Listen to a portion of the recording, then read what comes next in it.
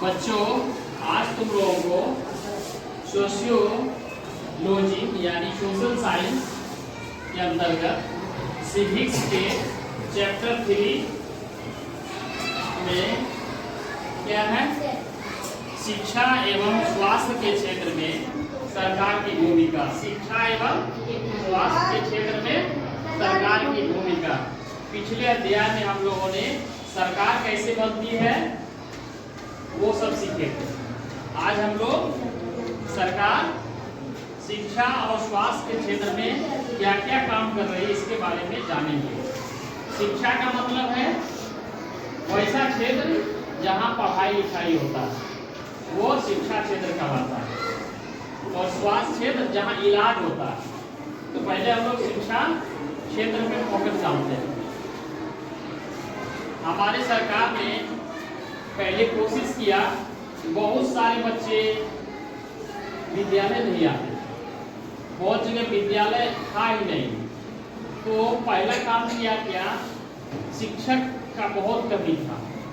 तो कम पैसे में पारा टीचर का बहाली किया। जब देखा कि बच्चा जो है आने लगा, जरूरी हुआ फिर बिल्डिंग वगैरह भी बना। बच्चे का अनुपात में बिल्डिंग वगैरह बना। फिर धीरे धीरे इधर जो है नए पैमाने पे, बृहद पैमाने पे बीपीएससी टीचर का बहाली हुआ। हम लोगों ने देखा। उसके बाद वो सभी आ गए हैं। अब क्या देखा, शिक्षक हो गए, भवन हो गए, तो बैठने की जगह नहीं है, तो दरी भी नहीं है, तो दरी लाया गया। धीरे धीरे बिल्डिंग देखो बनाया गया और फिर फर्नीचर भी दे दिया गया। ये सब क्या है, शिक्षा के क्षेत्र में कार्य है। और खास करके नए नए भवन बनाया गया। जहाँ विद्यालय नहीं था वहाँ नया भवन बनाया गया और नए शिक्षक को वहाँ डाला गया। उसके बाद जो बच्चे विद्यालय आते थे, जो थोड़ा बड़ी हो जाती थी बच्चे लोग, तो उसको थोड़ा अच्छा नहीं लगता था, तो वो लोग विद्यालय नहीं आते। पता चला कि अगर इन लोगों को पोशाक दे दिया जाए तो विद्यालय आएंगे। तो पहले बालिकाओं को पोशाक देना शुरू किया। 6 से लेके 8 तक बालिकाओं को पोशाक देना शुरू हो गया।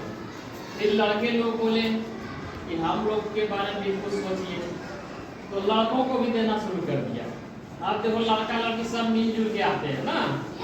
उसके बाद क्या देखा कि बच्चे यानी 9वीं 10वीं नहीं कर पाते, 8वीं के बाद फिर 9वीं 10वीं में भाग नहीं ले पाते। क्यों? कि उनका जो हाई स्कूल है घर से दूर पड़ जाता है, बीच में नदी है, नहर है। इसके लिए क्या किया, साइकिल योजना चालू किया। साइकिल लिया, तब तो पूरा झुंड में चलना शुरू हो गया ना। इतना ही नहीं, उससे भी नहीं हुआ तो छात्रवृत्ति भी दिया जाता है ना। पहले केस दिया जाता था, अब खाते में दिया जाता है। और जब देखा कि पढ़ाई करने के बावजूद बहुत बच्चा नहीं समझ पाता, जो कमजोर बच्चा है, तो उसके लिए मिशन दक्ष निकाला गया। जो कमजोर बच्चा है उसको चिन्हित किया जाए और उनको अलग से जो है 1 घंटा का पढ़ाई किया जाए 3 बजे के बाद। तो मिशन दक्ष भी चालू किया गया और उसमें बहुत बच्चों को लाभान्वित किया गया। फिर ये शिक्षक का बहाली हो ही किया बीपीएससी के माध्यम से। अब जो पहले से ऐसे पारा टीचर थे, उसको जो है बृहद पैमाने पे जो है क्या किया गया, उनका नवीनीकरण किया गया। ये भी शिक्षक हैं और उनका एक फिक्स वेतन दिया गया, नियत वेतन। तो अब ये लोग मांग करने लगे, नहीं, जब एक विद्यालय है, एक तरह का पढ़ाई कर रहे हैं, तो हम लोग का भी वेतन समान होना चाहिए। बहुत विपक्षी लोग और बहुत समाज के लोग बोले इन लोग में क्वालिटी थोड़ा कम है। तो सरकार ने एक कमेटी बनाई और उससे विचार लिया और सबका क्या किया, परीक्षा लिया। क्या किया, परीक्षा लिया। परीक्षा ले लिया। अब जो है इन लोगों को क्या करेगा, पोस्टिंग करेगा, एक जगह से दूसरे जगह हटा देगा। ऐसा नियम आ रहा है। महिला और जो दिव्यांग है या कोई विशेष रोग से ग्रसित है, उन लोग को चॉइस के नजदीक वाले विद्यालय में दिया जाएगा। लेकिन जो ऐसे सामान्य लोग हैं उन लोगों को अनुमंडल स्तर पर ट्रांसफर किया जाएगा। ये सब प्रक्रिया जारी है। एक डेढ़ महीना में दिसंबर तक में बोला जाए ये सब काम संपन्न हो जाएगा। तो साक्षरता परीक्षा 1 हो गया, साक्षरता परीक्षा 2 भी हो गया, और स्थानांतरण का जो है नीति बन के लगभग तैयार है, कुछ जो कमी है उसको पूरा किया जा रहा है। ऐसा बताया जा रहा है सॉफ्टवेयर के माध्यम से क्या होगा, उनका स्थानांतरण होगा। लेकिन इसमें क्या है, इतना होने के बावजूद भी बहुत सारा त्रुटि भी है। बहुत लोग बोलते हैं बिना परीक्षा का ही हम लोग को कीजिए राज्यकर्मी ना। तो जब देख लिया सरकार का मूड है क्या है कि परीक्षा लेना है, तो अधिकांश शिक्षकों ने बोला जब हम शिक्षक हैं हमारा तो परीक्षा हमेशा होता है, परीक्षा में भाग लिया। और कैसा परीक्षा लिया, साधारण परीक्षा नहीं, कंप्यूटर के द्वारा लिया गया। तो ये सब है, ये शिक्षा के क्षेत्र में कार्य है।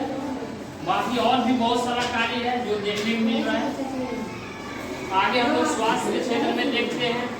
स्वास्थ्य के क्षेत्र में भी पहले क्या था, अस्पताल था तो खंडहर की तरह था, उसको नए रूप में जो है नया भवन बनाया गया, वहाँ सब सुविधा से लेस किया गया, और वहाँ ज़्यादा से ज़्यादा डॉक्टर भी हैं भिन्न भिन्न तरह के, और एनएम भी है,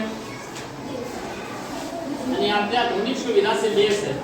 वहाँ जो है जैसे किसी का पैर टूट गया, हाथ टूट गया, तो एक्सरे करने का भी सुविधा है।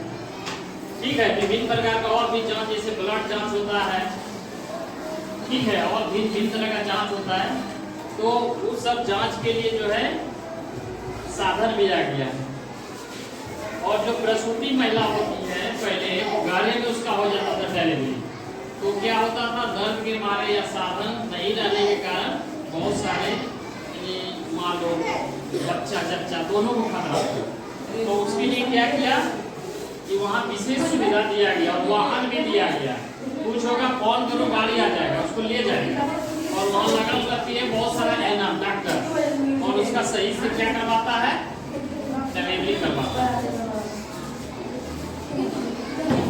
और जो है प्रखंड लेवल पर तो है ही है, पंचायत लेवल पे भी स्वास्थ्य केंद्र है ना, वो लोग आके अपना बैठते हैं। अगर किसी को माथा दर्द है, सर दर्द है, कुछ है, तो अपना इलाज करवा सकते हो, दवाई ले सकते हो, बीच बीच में गैप करके टीका भी पड़ता है। तो ये सारा सुविधा है, बाकी और भी काम जारी है। ठीक है, तो ये रहा शिक्षा के क्षेत्र में सरकार का काम।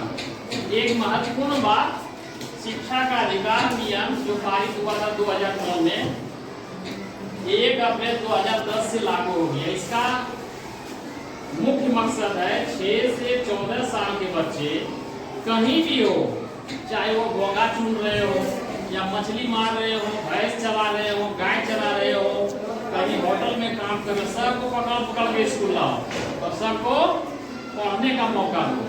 कोई जो है कम उम्र के बच्चा बाल श्रमिक के रूप में कहीं नहीं दिखना चाहिए। ये सब नियम बन गया।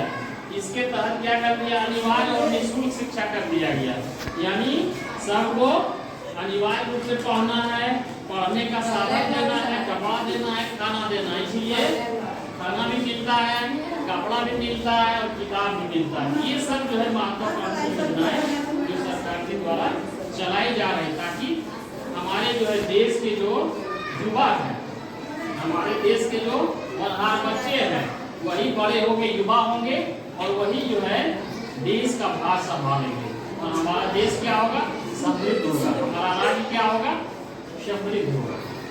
तो इस तरह से ये चैप्टर समाप्त होता है। अब इसका जो प्रश्नोत्तर है बच्चों, वो तुम लोग बना के लाओ। ठीक है बच्चों, चलते हैं।